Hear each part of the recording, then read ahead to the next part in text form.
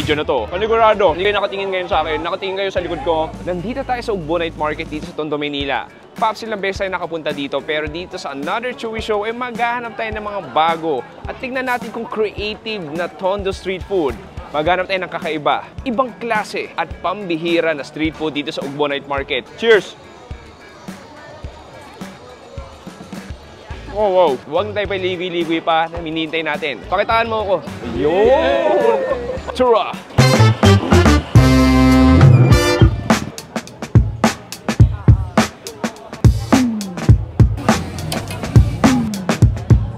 Boom, pare! Isang magandang gabi dito sa Ugbo Night Market. It's nice to be back. Kailan ba huling punta ko dito? 2023, I think.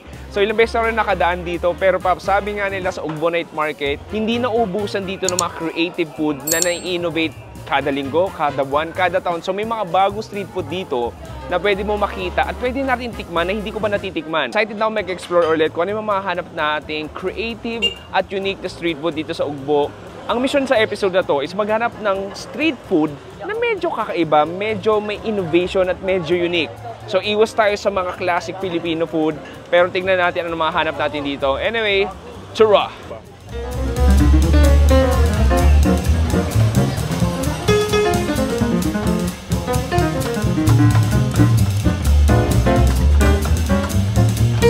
Okay, boom! Corn goes in. Another corn goes in. Okay, so gumagawa si Madam ngayon ng isang butas kung saan ilalagay ang, ano nga ba? Margarine. Oh. Ay, cheese sauce, sorry. Cheese sauce pala, kala ko margarine. Cheese sauce goes in sa gitna ng ating corn. And then, kondensada. Isang takal, dalawang takal, tatlong takal, apat na takal, limang takal. May extra pa. And then, uy, ano na naman to ate? Cheese na naman? Mozzarella. Mozzarella. Mozzarella goes in.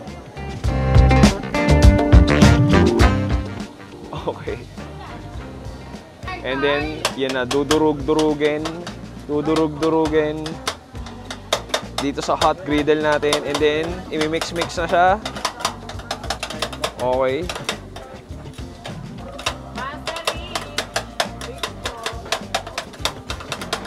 Okay, ito na, hinahalo-halo na para maging ultra cheesy and ultra gooey ang ating corn cheese. Grabe, para, alam mo, itsura niya para siyang stringy lava kung tutusin. Look at that. Okay, pare, ito na yung ating ultra cheesy corn overload. So makita mo, fresh in the hot griddle, ultra cheesy, ultra stringy and gooey. Orderin natin to for sure.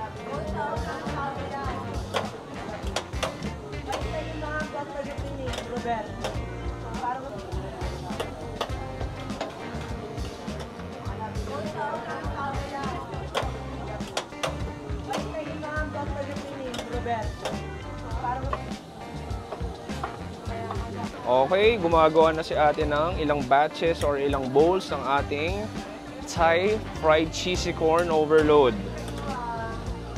So makikita mo marami nang nakatikim nito. Marami ng mga vloggers. So kailangan ba ganyan din ang itsura ko pag kinain ko yan?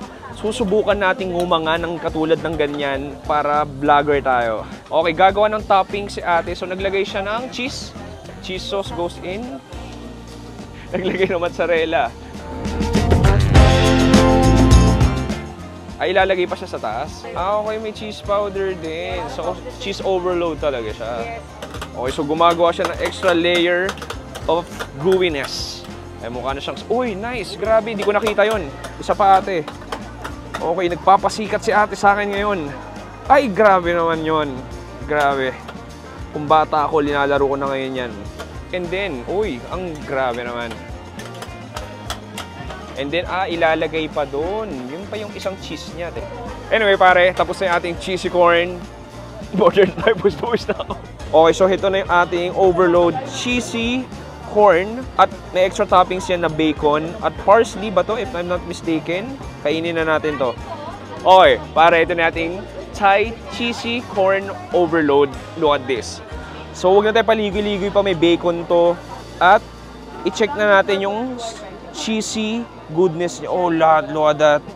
Wait lang, kailangan kong gawin to. White chat, kailangan natin gawin yung ginagawa ng mga vloggers doon sa poster.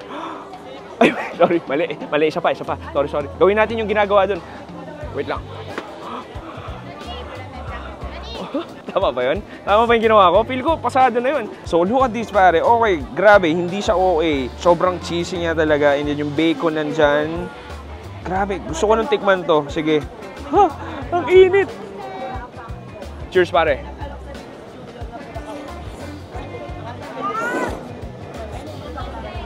No, wow. It's just very overwhelming. Grabe yung cheese, ha. In fairness, masarap siya. Sobrang gooey. Grabe sa cheesiness. Extremely cheesy, pare. And then, yung cheese powder niya, na sobrang init, nag-melt na rin siya, nagdagdag ng tamis. And then you have the savoriness, galing doon sa ham or bacon natin. And then of course, all of the generous amount yung cheese. Alam mo, feel ko, may margarine din to eh. Kasi parang may buttery element din siya. Isa pa. To be honest, alam mo unhealthy siya, pero masarap. Hindi ko alam, masarap pa rin to. Alam mo, siguro kung bata ako, wala akong iniisip na cholesterol, wala akong iniisip na mga blood test. Siguro ubusin ko to in 5 seconds. Ganun siya kasarap. Pero kidding aside, alam mo, feel ko, kung ngayon, dapat pang 2 tao to dahil sobrang flavorful niya. Ang kapal ng texture niya, pare.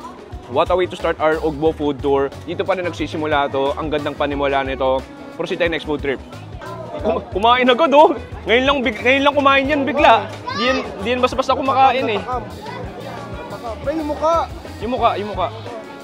Ayan. Gayahin mo yun na sa poster. O yan, ang galing.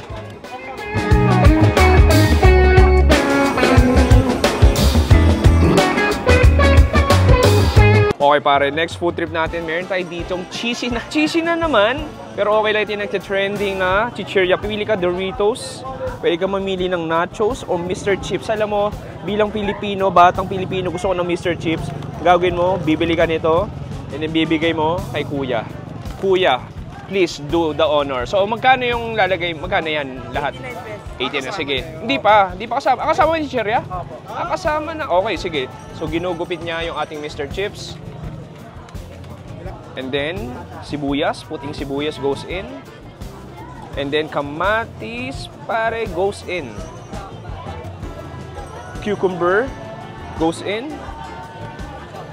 Repolyo goes in. Okay, meron tayong minced pork dito na may flavoring na rin. Nice. And then, sauce. May garlic sauce. Garlic sauce. Hot sauce, cheese sauce. Cheese sauce, grabe. Cheese sauce goes in. Okay, tapos na. So, magkano ito, kuya? 89 pesos. 89 freaking pesos. Maraming salamat. Okay, grabe oh. Ang bigat. Overload na rin oh. Okay, pare, ito na yung ating overload. Mr. Chips Nachos. So, makikita mo dito. Overloaded yan. May cheese. May cheese sauce. May ground pork, may sibuyas, may tomatoes, and then yung cabbage natin, halu-haluin natin. Just give a mix. And then kuha tayo. Sige, kuha tayo na may cheese, saka pork cheese na naman. Look at this bite. Hindi ko alam pare, nagkakagulo sa likod. Meron tayo dito, ano ba yan to? May tumatakbo sa may, This video is not brought to you by political ads. But meron tayo ditong, ano ba meron? Grabe, ang random nito ba? Meron tayo ditong tumatakbo na si Mr. Si SBO. Sam Versosa, di ba? Sam Versosa, tapos Rian Ramos. Ang weird, pare. What a collab na nangyayari ngayon. Rian Ramos sa likod ko. Anyway, back to the Mr. Chips. So meron tayo ditong, ayan, cheese sauce. Tikman natin. Cheers! Panigurado. Hindi kayo nakatingin ngayon sa akin, nakatingin kayo sa likod ko. Pero, in terms of food, I mean, parang nachos lang din. Mr. Chips nandun, and then yung garlic sauce niya, medyo manamis-namis siya. Yung cheese sauce niya, medyo manamis-namis din. And then, sobrang cheesy niya lang din. Sobrang, first time to nangyari sa Chewy Show career. Meron tayo ditong kampanya. Grabe. First time sa Chewy Show yun. Iba talaga. Welcome to the Philippines. Back to the nachos natin. In terms of flavor, I mean, complex of flavors eh. Yung garlic sauce natin manamis-namis. Yung cheese sauce natin medyo matamis din. And then that crunch for the Mr. Chips. Yung onions nandun. Tomatoes din nandun. Alam mo, isa pa. Gusto ko yung maraming cucumber.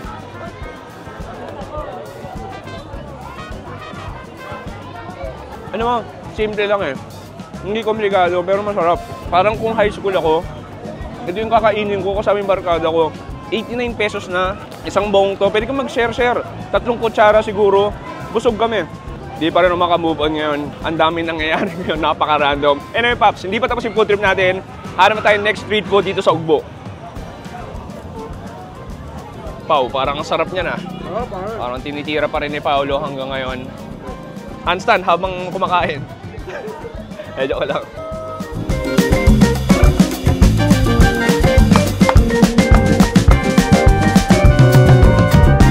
Okay, next meron tayo itong Torch Marshmallow Ice Cream. Ang cute ng design. So, heto siya basically. So, tinorch siya na marshmallow at may ice cream sa loob niyan. Tapos, ang mangyayari, ayan oh, cute. May dinosaur. So, ito na yun. So, tinusok niya yung marshmallow. May ice cream na sa loob yan, Brad. Okay. So, may nitrogen din. Nilagay sa nitrogen. Liquid nitrogen. Ito, sabihin yung dito kakaiba. Kakaiba talaga to. Okay, so, linalagyan niya pa ng more liquid nitrogen. Okay, so ito na. May pangalan ba yung dinosaur nyo? Dino. Ang layo Parang hindi ko mahuhulaan yun. So, ito si Dino. Magbubugay ng apoy maya-maya. Uy, nagbuga na si Dino ng apoy. Okay, so kinuha na yung ating marshmallow ice cream. And then, boom. Ito na. Oh my God, look at this. So, tinotorch na. Nagbubuga na ng apoy yung dinosaur. At tinotorch niya yung ating marshmallow ice cream. Okay, ang galing Ito sobrang unique. Oh, ito-torch na siya. Okay, nice. It's getting fully toasted. Uy, parang naririnig ko si Lane. Si Lane pala yan. Hi Lane, how are you? Maraming salamat. Thank you. Okay, pare, grabing sweat glands ko. Bukang-buka dito sa Ugbo. Pero magpapalamig muna tayo. Ironically, pinainit din siya.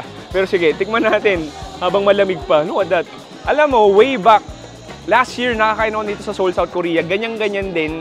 Wala lang dinosaur yung flame torch nila. Sige, tikman natin.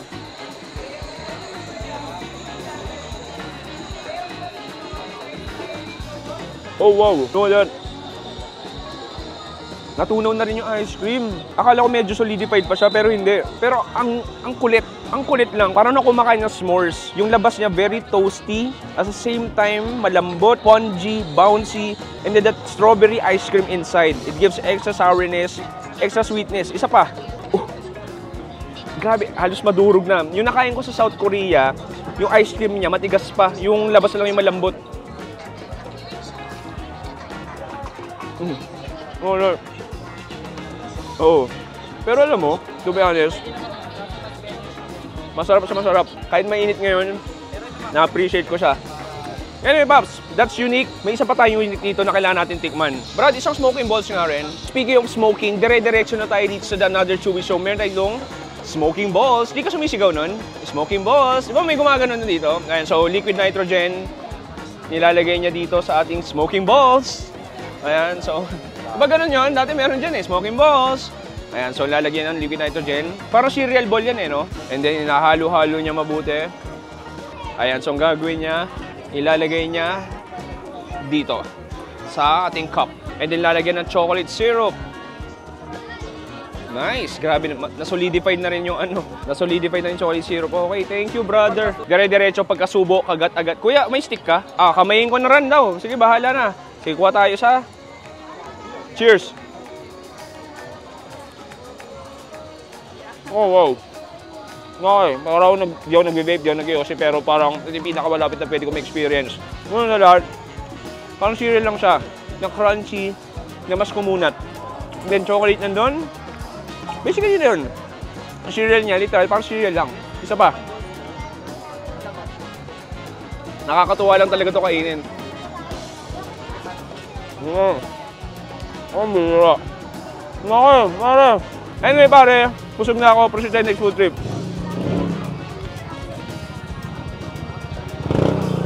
Pakitaan mo ako. Dapat idiretso mo din sa bibig mo. Yun! Parang normal lang ah. Pero, ikaw rin. Bilis, habang meron pa. Kagatin mo agad. Pao, ikaw rin. Galing. Hawakan mo si Pao. Ano ba yun, Pao? Dinurog mo na.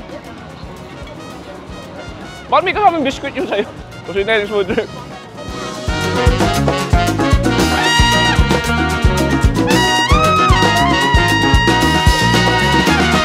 Is that me? Uy, ako nga yun. Kaya pala naalalaw ni ate.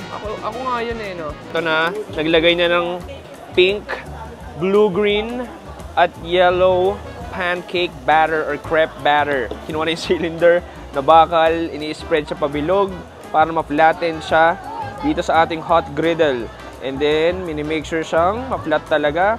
And then, another layer of color goes in. Pabilog naman this time. Okay. Nutella goes in. Okay, linagay na yung ating mga bananas. Kinakalat siya sa lahat para ma-make sure na may banana bawat kagat mo. Okay, so inaalis na sa pinaka-griddle natin para hindi mag-stuck. And then, nilagay na ng chocolate drizzle. And then, ito na ang meticulosong pag-fold ng ating crepe. Another fold hanggang maging makapal na triangle crepe siya. And then, ilalagay sa ating beautiful cone. And then, luto na. Maraming salamat, ate. Crispy Crepe by 2141 Sugar Rush. Okay, Paps. Kung pawis na ako, pasensya na kung nakikita nyo yung mga pawis ko dahil summer ngayon. Anyway, ito na yung ating Crispy Crepe. Natikman ko na ito dati, actually. Pero, tumikim na ng ibang flavor ngayon dahil masarap talaga siya sa mata. At mukhang masarap din naman siya. Tikman natin. Cheers!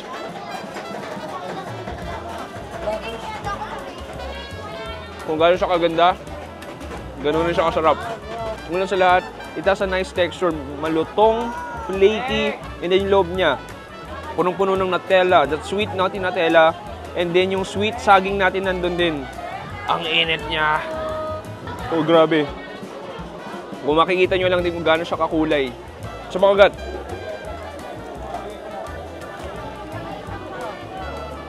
Alam mo, nakaraming kaya na ako, pero highly addictive pa rin. Yung masarap sa kanya, yung Nutella, yung chocolate, natusta na rin eh.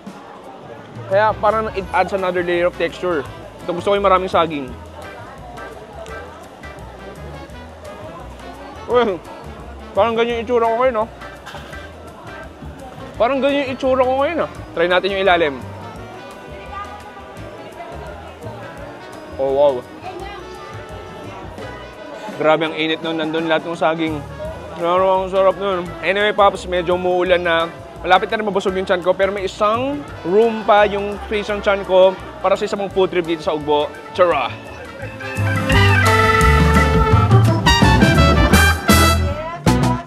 Dubai ba talaga yan? Joke lang. So, kumuha si Madam Beautiful ng strawberry. Fresh strawberry. Ano yung marshmallow? Yes. Okay. So, ano yan? Nutella? Yes. Nutella goes in. It goes in. And then, this is the pistachio milk chocolate na galing Dubai daw. Pero joke lang, hindi yan galing Dubai. And then, ano yan? Kataype po. Kataype. Ah, okay. Oo. Yan yung parang Arabic flour, crispy flour. Okay, magkano to? 149. Kanafa, Dubai's Kanafa Chocolate Strawberry. Okay, ito na ating Kanafa Strawberry. So, makikita mo. So, ito yung Kanafa, yung parang crispy flour nila na favorite din sa Dubai. Actually, Kanafa, paboritong dessert ko siya sa Dubai. So, ito yung strawberry natin. Siguro, I wanna get everything on it. Cheers! Okay. Una sa lahat, masarap yung strawberry. Juicy pa. Mukhang fresh pa naman. Maasim-asim, makonting tamis. And then, na-overpower lang ng Nutella or ng chocolate. Yung pistachio medyo, hinahanap ko siya, swimming pa ako. Hindi ko gano'n nalasa yung pistachio sauce. Yung kunapa niya, walang lasa eh. More on texture lang din naman. Parang lang siya malulutong na short grands. Try natin yung marshmallow. Okay, nice dessert. Nakakain ako mismo ng Dubai chocolate sa Dubai. To be honest, hindi siya sobrang exact lasa niya. Pero somehow similar naman, kahit konti. Pero in terms of strawberries, masarap naman siya.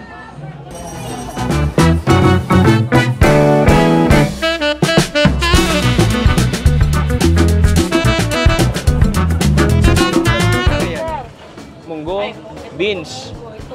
Beans. Saging. Ito ube. Ay, ano ba to? Ito saging. Ay, saging, beans, munggo. And then, maglalagay na ng... Okay, dito, shaved ice goes in. 5 yung ano.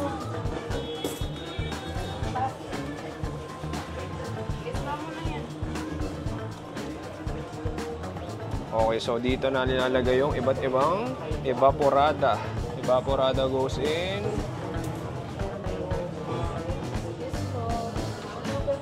Okay, so dito, kahit yung maliit ate may ice cream, Meron. okay 50 pesos lang.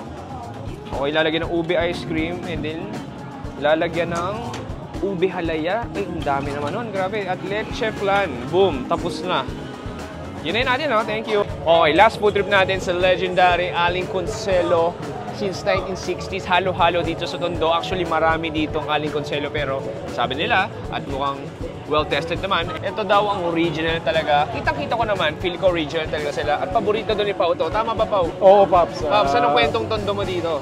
Pare, ito trivia to, Paps. Dito ako lumaki sa may Wandula. Ay, panigurado, Sa Pag-asa. hindi alam ng mga tao yan, pre. Kaya shoutout sa mga taga-Pag-asa dyan. Ayan. Kamusta kayo? Sige, tikman natin. So, makita mo, medyo natunaw na dahil ang daldal ko. Ube ice cream nandyan, ube halaya, leche flan. Sige, haluin natin konti. Alam mo, paghalo ng halo-halo, hindi sa taas, sa ilalim talaga siya. Oh, okay. Ayan. Medyo kailangan ng konting patience. Sige, ako kuha ko sa ilalim ng saba. Uy, grabe naman tong yelong to. Sige, ako kuha ko. Ma'am, kay nanay. Magkaiba kami, ma'am. Ito yun. Okay? Aling Consuelo po. Cheers. Cheers. Ito yun kay nanay. Consuelo po. Sarap, Ito man. yun, ma'am. Sarap talaga. Mainit. Seller. Ang panahon, pawis na pawis tayo. Pero ang sarap na refresher, pare. Perfect. Parang, alam mo, parang imbis nga kutsarain, pre, ang sarap inumin. Cheers! Inumin to, cheers!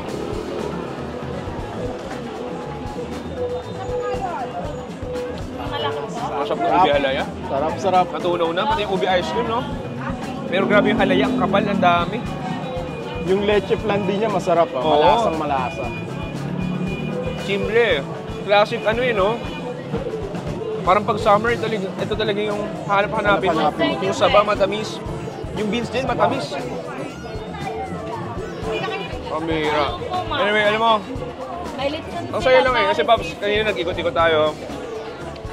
Nakakatuwa na yung ibang pagkain doon, nakita ko na dati. Pero ang daming bago. Ang dami. Nai-innovate at nai-innovate talaga ng mga Pilipino yung mga pagkain nila, di ba? Meron influence sa ibang bansa, pero sa same time, ginagawa nila sariling twist. Ibang klase. Hindi napapag-iwanan, kumbaga. Di ba? Sa Tondo, dito sa Ugbo, tuloy-tuloy ang creativity. Pao, maraming salamat sa magsama. Salamat ulit sa pag-invite, Pap. Cheers! Balot daw po. Balot. Kain daw yan.